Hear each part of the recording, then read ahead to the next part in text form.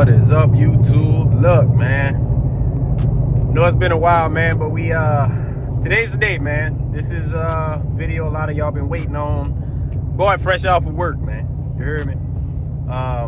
But today, man, we're gonna do the 392 intake manifold install. So I put this video off long enough, and yeah, today's the day, man. So I'm on my way home, almost home. Got about 5 more minutes till I get home, and then we're gonna get cracking on it.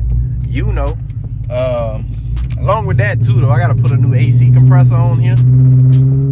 So I figure while I'm doing that, I may as well just two birds, one stone. I already gotta change that thing, and I already got, you know, the compressor at the house, so may as well just do it now. And yeah, so that's what we got going on today, man. I'm gonna try to record the entire process as far as the manifold go. Not the AC compressor. Like, I most likely won't record that. But yeah, as far as the intake goes, just cause swapping that thing onto a 5.7 it's not just plug and play. So yeah, we're gonna go through the whole thing, man. So give me a second to get home, and then shit, we're gonna get started. Yes, sir. All right, guys, so finally made it home. I'm just going through everything to make sure I got everything that I'm gonna need. So obviously we got the intake manifold here. This is the controller for the short runner valve. This is the new one from MMX. So I also have the MSD box. I'm not sure where exactly that thing is at the moment, somewhere in here. But that was I guess that was the way you would control this short runner valve prior to MMX making this one.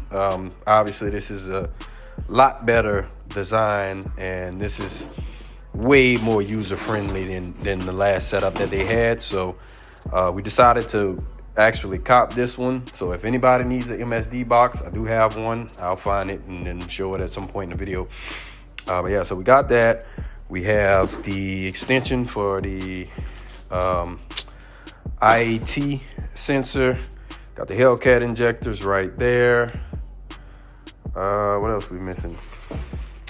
Got my gaskets right here. I also have these, which are new throttle body bolts. Now, everything on the 5.7's intake manifold can switch on to this one. However, these bolts are different sizes from the 6.4 to the 5.7. These are actually a little bit longer. So I decided to just go ahead and get the ones that it's supposed to have versus moving those from the 5.7 onto this one. Obviously, the fuel rails and all that stuff is going to move on to this intake, and the PCV as well. So yeah, what I'm going to do now, you know, dealing with fuel, as you know, you want to make sure you depressurize this. So what I'm going to do is I'm going to start the car, and while it's running, I'm going to disconnect the fuel pump fuse. That way, it'll clear the line out somewhat. You know what I mean? It's still going to be some fuel in the fuel rails and whatnot. But the biggest part is getting the pressure out of there. You know what I'm saying? So I'm gonna go ahead and do that.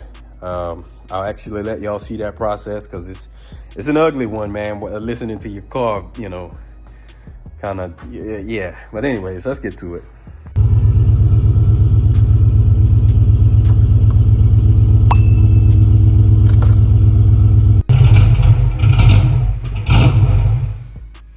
All right, guys. So as you can see, again, just pulled the fuel pump relay. Not relay, the fuel pump fuse, which is it was that yellow 20 amp fuse that I was tapping on. You couldn't really hear me back there, so I didn't bother trying to say it, you know what I'm saying? But as you can hear, the car kind of chugs and then shuts off. So definitely something, you know, we don't necessarily like to do, but yeah, it's kind of necessary to get the pressure out of the line. So next thing I have to do for my car particularly is get this strut brace out of here, which To be honest, I don't know if I have to 100%.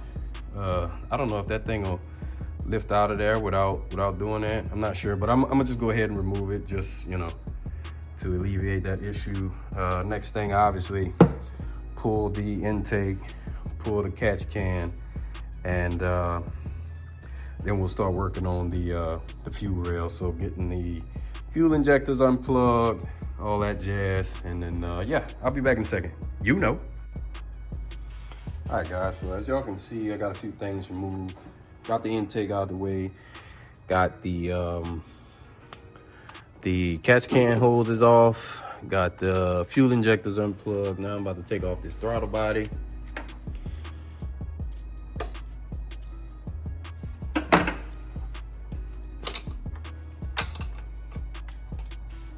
see what else we got. Got this line here. Get that off. Let's try to get that out the way. Well, I can stay there for now. Yeah, we're gonna go ahead and get this throttle body off of here. And then I can show y'all the difference in these bolts between the 5.7 and 392 manifolds. Which, it was time for this anyways, man, because my bolts on this, like, the holes that you screw these into are so stripped out. Like, I probably could have unscrewed most of these by hand, man. They've certainly been over tightened at some point, so they were in bad shape. This throttle body looks pretty good. Like, it looks clean, but I'm probably gonna give it a little once over, because why not? I know y'all hear me sniffling, man. It's some strange weather for Louisiana, man. It's like 33 degrees or something. So the boy ain't doing too well with it. You know. We don't get no weather like that down here. I don't like it. I don't like it. I know some of y'all from them places where it stay cold like that, you know. Nah, not down here. But thankfully, a couple days it'll be back 70 degrees, you know.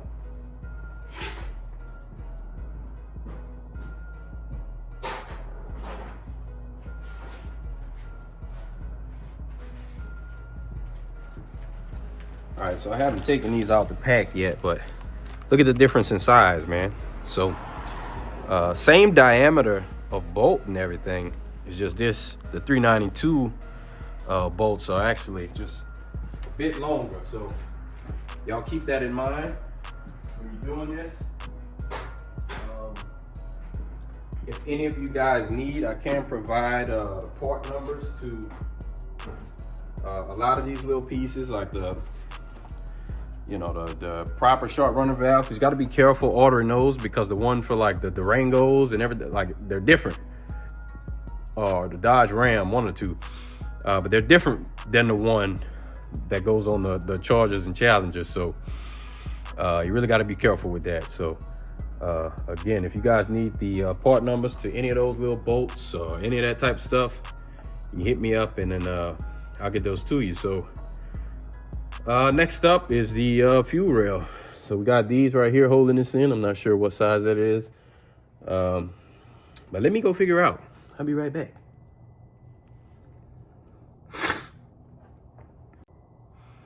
Man, this thing is crazy. So I don't know, like, at what point did my gimbal start tripping, but man, I just, like, because I hadn't been looking at the camera at all, just been paying attention to what I'm doing, and I looked, this thing was pointing all over the place. So as I was saying, next up is these the fuel rails, man. So I'm gonna go ahead and get those off. I'm not sure what size that is there, but I'm gonna find it. You know. All right, found it. So this is a 14 mil.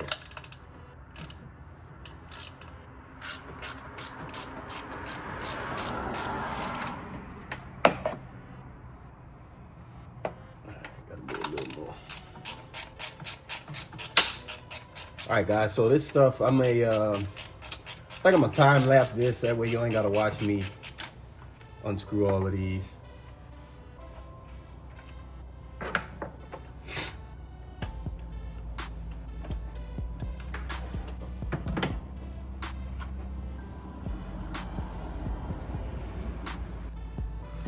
All right, so I wasn't thinking, but I forgot about this fuel line back here.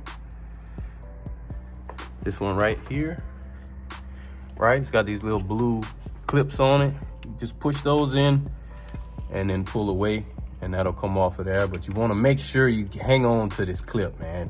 Because you lose this clip, that's your ass, or break it or whatever.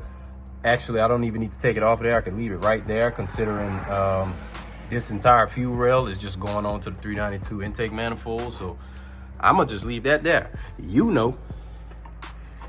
And again, I'm not sure if I mentioned it, but to get these fuel rails off, this is a 14 mil. And again, I've said this in the past, if you don't have these little combinations, you gotta get these, man. Gotta get them. These little things come in so handy.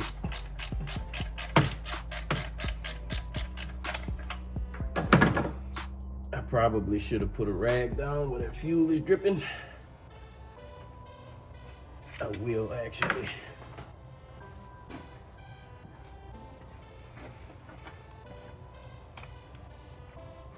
Yeah, we'll try and stop that up right quick. That way we don't have all this damn fuel all over the place.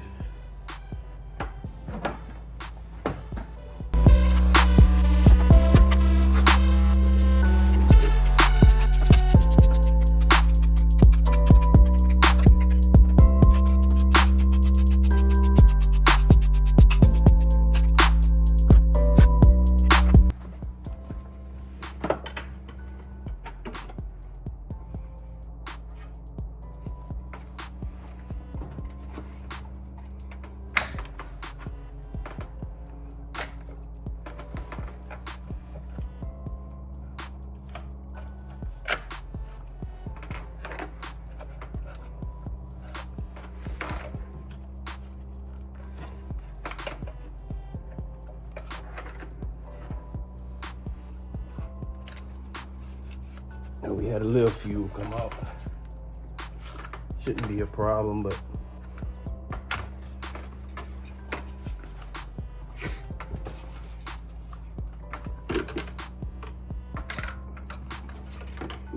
all right. Move this thing.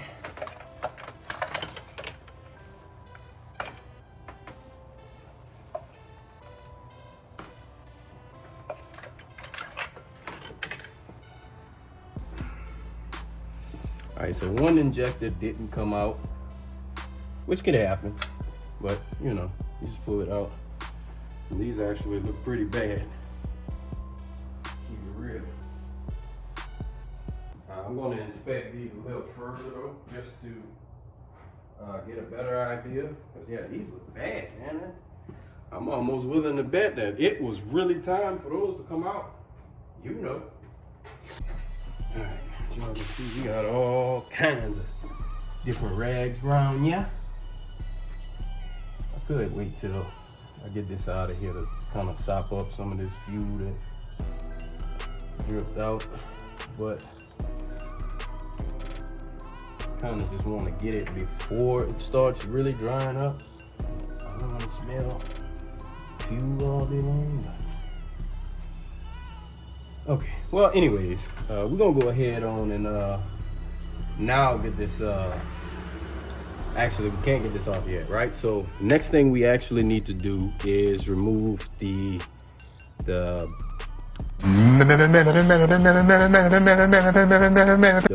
brake booster hose that goes to the back of the intake. And shout out to my bro Reed Performance, man, for kind of giving a good tip on how to get that thing out of there without giving yourself too much grief, because it's almost impossible to really get it. Well, it's not impossible, but it's a lot more difficult to get it off the back of the manifold. So it's best to just follow it along over to the brake booster and then remove it at the brake booster. So that's the way we're gonna do it. Seems to be the way to go. So let me see, I need to get a flashlight so I can see back there, and then I will be right back. View of this brake booster line runs to right here, right? So I don't know what's the easiest way to get it out. I may have to go in through up here to get it out. So yeah, let me move that stuff. Okay, yeah, guys, so you get a pretty good angle on it if you go from this way. So I don't know if I can just twist that off or how exactly you get it out of there. I'm not sure. I'm gonna have to work on that.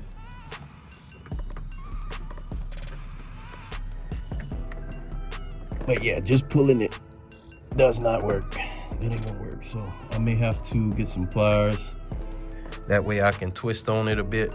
Alright guys, so seems to be a better idea to reach through here. That way you can really get a grip on it. Still not the easiest thing to get out of here, because this is on here pretty good. Like this is on here like really good. So I may have to get some pliers. That way I can twist on this thing. And because okay, it just kind of broke free. So it's rotating now, but I need to be able to twist it off of there. So yeah, let me grab some pliers and my other hand, and I'm gonna get back.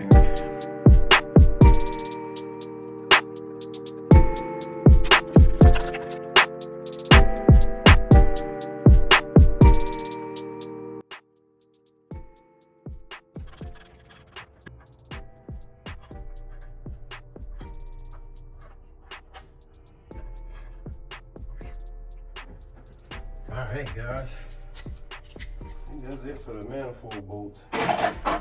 Now, I still didn't get that brake booster hose taken off.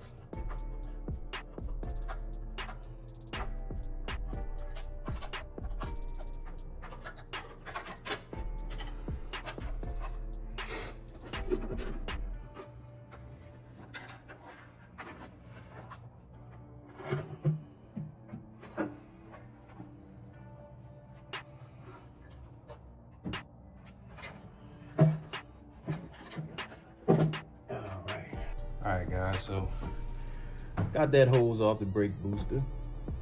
What I did was just use this flat head to just kind of, you know, let's say it's stuck on here like this.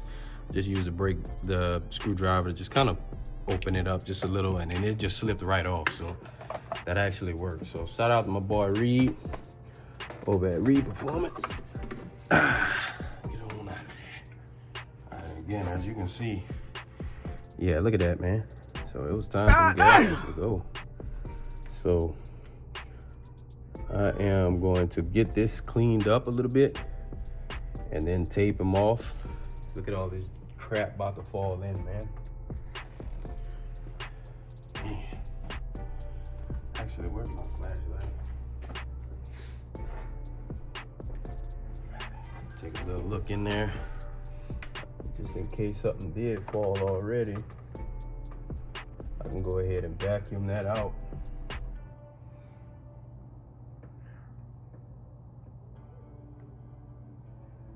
Yeah, other than that little oil though, it looks good. It looks good in there, man. All right.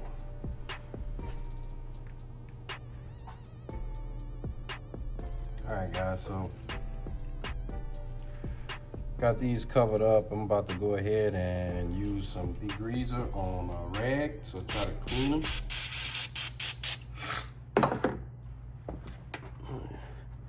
Oh yeah. See how much came off of there. So definitely necessary, something that needed to be done, right? Because like I say, this thing had quite a bit of oil that was seeping through them those intake gaskets. So yeah, like they were beyond their time.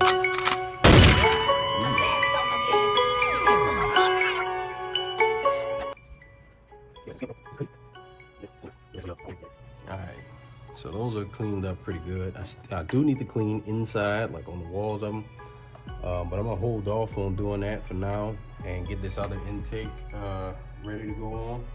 So I'm gonna bring y'all over here to the table with me. All right, guys, so I almost forgot, man. Like, so I hadn't taken the injectors off the old fuel rail, so I had to go do that just now. I forgot that the fuel rail still had some fuel in them, and obviously I didn't want to put that all over my garage, so I just brought that outside, got all the injectors out there. I'll show y'all what those injectors look like, but again, these are the Hellcat injectors that we got right here. So we'll go ahead and pop those on, get this screwed up. Well, we ain't gonna worry about screwing none of that down just yet. But yeah, we at least gonna get them on the rails and get the little clips, right? So they come with these little clips that actually hold them into the fuel rail itself. Got to get the PCV moved over, and yeah, that's it, man. We got the sharp runner valve right here. Got the mass airflow there. Already moves my oil cap, and yeah, just the throttle body is all that'll be left. So just so y'all can see exactly what I'm doing, again, fuel injector, obviously the clips face outwards, and these little clips I was just showing you, right? Now there's little grooves. Let me pick up another one so I can show you exactly, right? So there's little grooves like right here where these clips actually plug into. So you got to make sure that when you put this clip on, it not only catches this little metal part, but it also goes into that groove, you know, obviously to keep the injector seated well. And they're not that easy to do. Doing it the way I'm doing it, because again, I'm just trying to let y'all see the entire process. So y'all gonna have to bear with me. Like I just put the clip in that other one, and it was, you know, it's literally just a clip. It just pops right in, but just because I'm trying to show y'all, I can't get this one in. So give me a second. All right, so all of a second once I changed the angle I was working at, but you can see it's fitting right in that little groove on the injector, and you just push it into place. And I'm gonna go ahead and do that for all of the rest of these. Same process, you know. All right, guys, here's another thing to be aware of. Sometimes the O-rings from the old injectors don't come out. So I got this little pick, you know, and just pop right out. I mean, you can use anything to get those out, but I just figured I would show y'all that. Also, guys, just to give y'all a little comparison. So this is the injector that came out of the car, right? This is the Hellcat injector. As you can see, same thing. So these are a direct swap, you know what I mean? Let me see, I think my angles are wrong. I don't know if y'all can see, but yeah, direct swap, man. So you don't need anything special to switch to Hellcat injectors. They literally plug and play, you know. All right, so now I'm just pushing these into place. Should hear it really click in there whenever they seat properly. Same for the other side.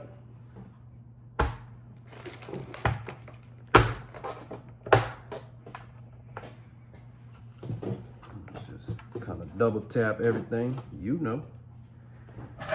Yeah, so all we gotta do now is put the screws back in there, and that'll be it for the fuel injectors. Next thing I'm gonna do is, because with this this MMX SRV controller, I've never done this before, so I got to figure out this part, like how to run this and all that. So I'm not sure how to exactly. So y'all give me a second. Just working through the steps. So I found the clip that goes here. I have no idea where the rest of these go. Obviously, this goes to my ground and power right here, but I have no idea where the rest of these clips go to. So let me get this figured out before I move any further. All right, guys, so earlier I mentioned that this was not a plug and play situation, and it's not, like I said, so let me explain to you why, right? So this is the harness for your mass airflow right here, right? So on the 392 intake manifold, it points that way, so it points towards the passenger side, right? However, on the 5.7, this thing points to the driver's side, right? So you don't have enough wire for this thing to run around. Like, you don't have enough wire for it to run from where it's at, because, you know, let's just say that harness starts about right here, right? You don't have enough wire to run it here. It only has enough to come as if it's on the 5.7 side. So I went ahead and just cut it off, right? And we're gonna have to extend these wires. Now, this thing came with a kit that allows you to do such a thing. So again, man, if I'll put everything that you need in the description. Now, when it comes to these little bolts and stuff, yeah, I may put those in the description as well, but certainly like all of this stuff, like all the wiring situation, all that stuff, I'm gonna put all that in the description so you won't have to worry about trying to find that stuff. But yeah, this is what really makes this thing not a plug and play situation, is that you gotta do this, you know what I mean? And I know for some people this might be kind of scary, but I promise you it's not really a big deal, man. So I'm gonna show you how I do it, and then, you know, you can do however you want. Now, I wish I had a little soldering iron. I don't, so I'm gonna have to do it the old-fashioned way. Just kind of splice both wires, twist them together, and then put the heat shrink on it. And you know, that'll work. So it'll be fine. But let me set y'all back up. Okay, so look at just to give you guys an idea. Like, look how easy they make it, right? So literally, all I have to do is trim this back, where that way the actual copper is exposed. We'll put it in there and then just crimp this. Boom, done deal. It's connected, you know what I mean? And then I'll just put the heat shrink on it. But not a whole lot to it, guys. Again, you know, I know some people don't feel comfortable doing all this type of stuff, and I get it, but it's not difficult, man. Definitely not difficult. Right, so I mean, you can use any of these, right? So you could just place it right in one of these holes, about that one, you know, squeeze it and pull off on it. That'll work, but I usually use these at the bottom personally to kind of cut them. This is just my thing. Again, you do this however you want to do it, you know. So I'm trying to like look at this through the camera, so bear with me, right? So you see, I just stripped it right to the wire. Didn't get it all the way around, but that's perfectly fine. We can just cut that little excess part off of it, you know, no big deal. No big deal.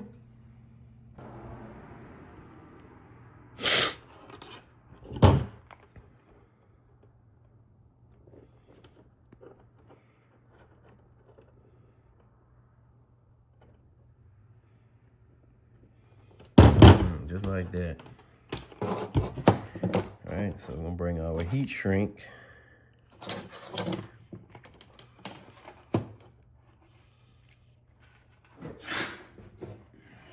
This works a lot better if you got like a little torch, but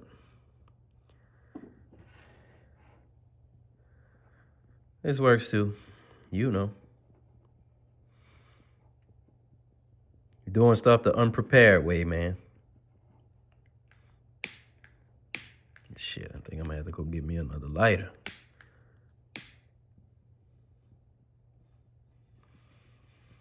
All right, so I'm not gonna bore y'all with this part of it, so I'm gonna go ahead and jump to the next task. You know.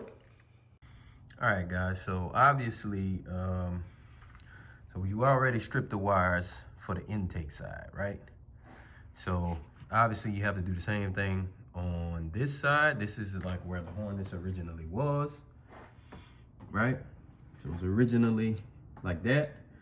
So now we've extended it. I've added about 5 inches, 6 inches or so of wire. And I'm just gonna connect those and then use some heat shrink.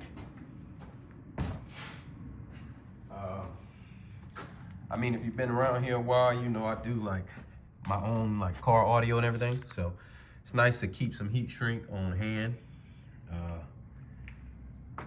You know, never know when you might need some. So I'm gonna go ahead and I'll connect one of these on cam, and then the next one. Like I said, I really should be soldering this, but again, I don't have a soldering iron. It's one of those things I just kind of never got around to getting. So let me see if I can zoom in. I want to make sure y'all actually can see what I'm doing. All right, so I'm gonna connect this to the yellow one. So I'm just gonna twist it like this. All right, as tight as I can get it. And then I'm gonna fold that down for the heat shrink, right? So heat shrink will go right on top. Got my light. Again, a little tiny torch would definitely be better than using a lighter for this, but this works too. You know.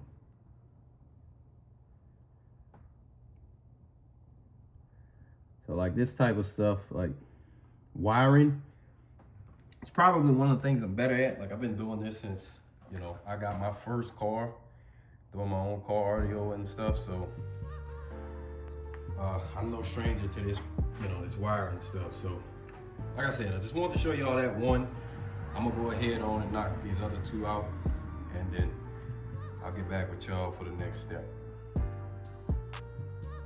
All right, so just finished with those, and I just flipped that back to get it out of the way. Next, man, we're gonna take a look at this old manifold.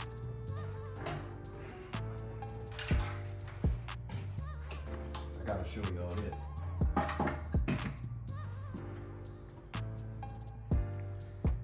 Right? So, look at the gaskets, bro. Like, they're almost like fused to the intake, which is crazy. That's my first time ever seeing them like that. Like, man, you want to talk about what's overdue? That is crazy. So, yeah. So I do have that's coming. I do have some new ignition coils coming, and yeah, because that's pretty much the last piece of the puzzle. So we already replaced the spark plugs, got new fuel injectors, high performance fuel pump on the car, and then again, you know, yeah, like I just said, the Hellcat injector. So definitely got to get these ignition coils off of here, because these have never been changed. Those are the original OEM coils that came with the car in 2009. So 2008, obviously this car was built in 08 for the 2009 year, so very old. So yeah, time to get those out of there, and yeah, man, she ought to be purring like one of them good old kittens, you know.